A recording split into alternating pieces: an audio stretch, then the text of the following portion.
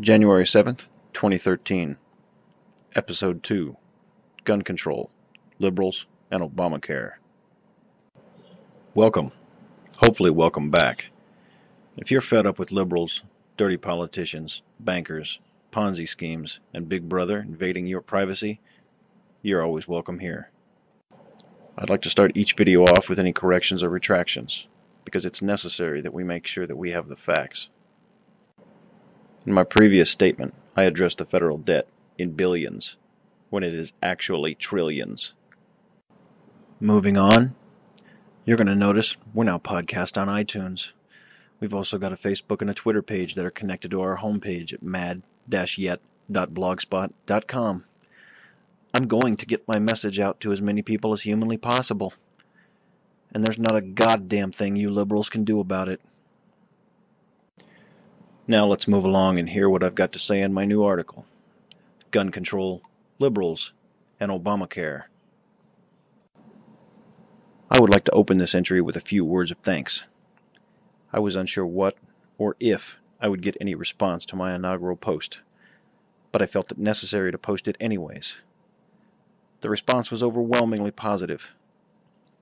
If you feel as I do about some of the social issues in America and the world today, then you are in good company, as you can let my voice ring in the back of your head every time you see some pathetic, lethargic, apathetic, greedy, malevolent, and or unapologetic politician, banker, family member, workmate, or even your neighbor behaving in an unjust or unfair manner. Let my words reverberate over and over in your skull, like a cathedral bell going off at high noon, until they notice your demeanor and are forced to ask, "Are you mad?" This week we see more. Yes, more gun control bills coming out. It seems the liberals simply keep throwing cow patties at the barn, hoping one will stick.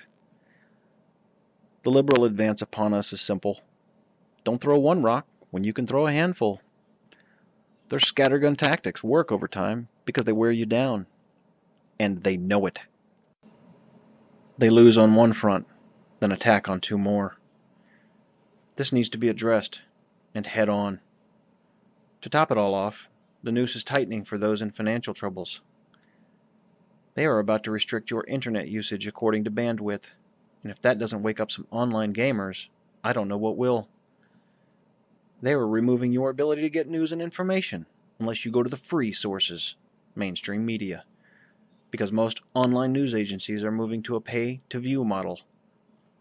They know you are stressed financially, and they are using that to push their propaganda upon you, your family, and your friends, because you have no other option. They are parasites, malevolent, and calculated, with sinister intentions. With that all being said, did you notice your check this week? If not, go take a look at your paycheck stubs you have laying around. Compare it to this week's. Did you enjoy that secret $63 tax you just paid? The fiscal cliff charade was mere theater to keep you off balance and looking the other direction, while they built the paradigm they desired. The liberals are slowly bleeding your financial future away and pushing collectivism down your throat, silently, slowly, and methodically, like a snake slithering up on your ankle before it bites. Your tax dollars are paying off the bonds that other countries are investing in our economic circus. They are guaranteed returns, and when we as a nation can't come up with these guaranteed returns, these unruly politicians sit behind closed doors and play darts, deciding which taxes to impose on you. They decide who will play good cop and bad cop on C-SPAN so you get the necessary drama to fool you into going back to sleep, thinking that your representatives are actually working for you. Get this straight. You are human resources to these bastards. These parasites think you are cattle, and you prove them right every time you vote them back into office. So you've listened to everything that I've said, and you still aren't convinced? That's fine. That's probably because you still have a job, and you're one of the lucky ones that still get 40 hours a week. The majority of U.S. businesses are tweaking their employment models to put full-time workers down to part-time as much as possible, to avoid paying healthcare costs. This means for Americans, the 40-hour work week is a thing of the past. Two 20 to 25-hour jobs will be the new norm. Think about it for a moment. Your parents and grandparents told stories of living at work or putting in 60 hours or more a week. This was the land of plenty to them. Now, machines have replaced workers. Pay has decreased. And now, because of collectivist philosophies that have infested our nation, your children will have to work 2 to 3 jobs just to survive. All so the corporations can save some money by not paying any more overtime. And because the government now foots the bill for health care using the sweat from your labor and increasing your taxes. Sounds fun, right? Am I getting through to you yet? Now, let's talk to any business owners out there. I know someone out there listening to my voice either owns a business or is a partner in one. Have you told the sheep you call employees just how scared you are that you may have to close your doors? Have you told them how you are merely keeping the doors open because of some strange, unique emotional attachment to them and the families that you know need to eat when everything your CPAs and tax attorneys are telling you says abandon ship?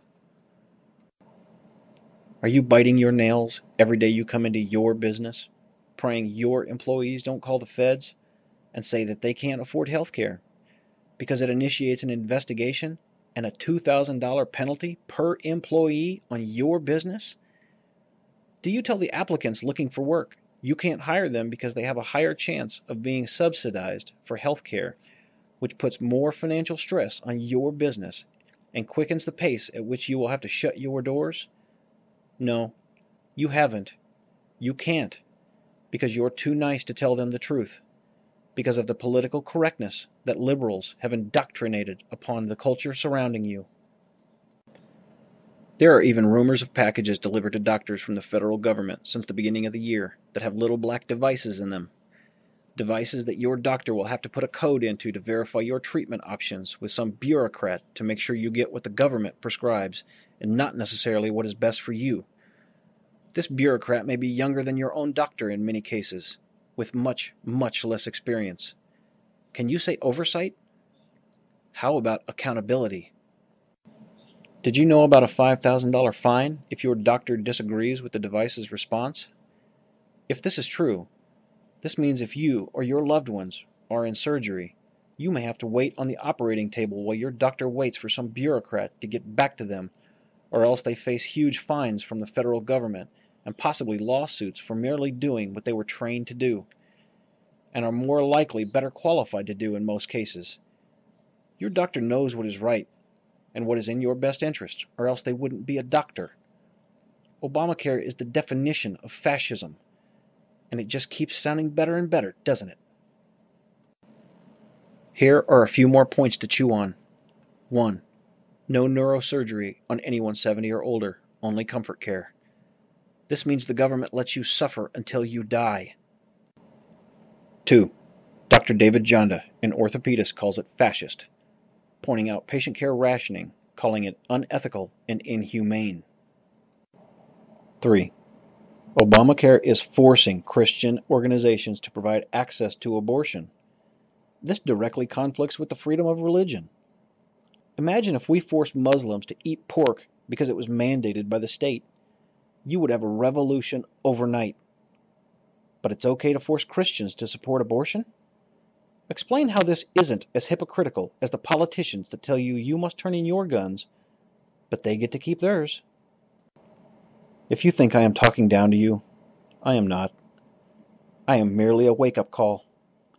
I am the voice in the back of your head that echoes something isn't right. You know it, but you were never able to put the pieces together and see the puzzle for what it truly is. Communism. So what's the end game here? Simple. The liberals want to enact the Communist Manifesto teaching and edicts full force.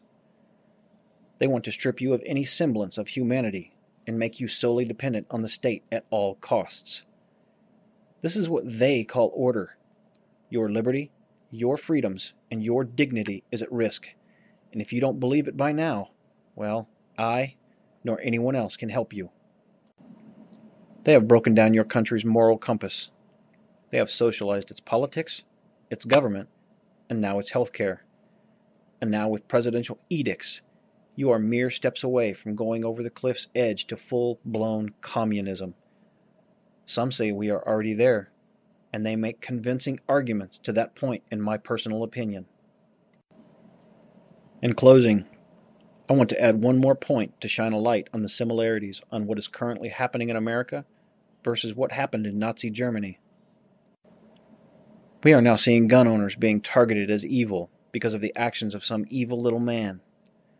The Journal News openly publicized gun owners' names and addresses in some lame attempt at fear-mongering and harassing ethical, responsible gun owners into turning their guns in with some bandwagon tactic. This directly agitated gun owners, which was their goal, and painted a bullseye on their homes and families, putting them in harm's way. It told thieves where high-dollar value items were. This is dangerous, unscrupulous, and criminal in my eyes. The editor-in-chief of that newspaper should face criminal charges for recklessly putting those families' safety and general welfare at risk. The end goal here was to shame gun owners out of guns, or demonize gun owners and make them somehow less than human in the eyes of the general public. It's the tactic of a selfish, greedy, and petty organization who is putting their own agenda ahead of the safety and welfare of the general public. The bastards need to be held accountable, even if it means public mobs if they can't convince the local sheriff to get off his ass and do something for a change. The same types of things happened in Germany in 1933, when Hitler began his campaign to target Jews with Nazi boycotts of Jewish businesses. This put families, businesses, and economies in dire trouble. This tactic was used to incite riotous and unscrupulous actions against Jews for years to come. This is exactly the same tactic being used to agitate the American public against gun owners and gun rights right now. I want to end this by prefacing points from my next article by stating how personal finance is the key to getting and staying free. Until you get your finances under control, you are merely a slave. You need to learn to live beneath your means. Learn that debt equals slavery, and until you break those chains, you will have less and less chance to help anyone else around you. Here's a little quote you might have heard before. The borrower is servant to the lender. Solomon, Proverbs 22:7. These liberals are nothing more than termites that singularly can't do any real harm, but all the while multiplying and infesting your infrastructure, your schools, your politics, your businesses, and your entire culture. Before long, your home is beyond repair because the roof is about to collapse in on itself, because the entire frame has been destroyed from the inside out. See these insects for what they are. Shine the light on their agenda and say no, because if you don't, your children won't know how, because you didn't show them what it was to be free men and women. Spend the next few days reviewing your personal finances, and then you'll be ready for what I have to say next. Once again, I would like to thank the SGT Report for spotlighting my article this weekend. Without their help, I probably wouldn't have reached as many as I have. I'll end this by saying that I'm no social media guru. I'm just a guy with a microphone. I could be your cook. I could be your waiter. I could be your landscaper. Hell, look around. I might even be in the car next to you. If you're a politician and you can hear my voice, you better listen real close. The Bill of Rights was given to us by a divine power. It was not given to us by the state. We gave the state power, and we will take it away. I'm going to end this video now with a simple quote from a simple man. No man's life, liberty, or property are safe while the legislature is in session. Mark Twain.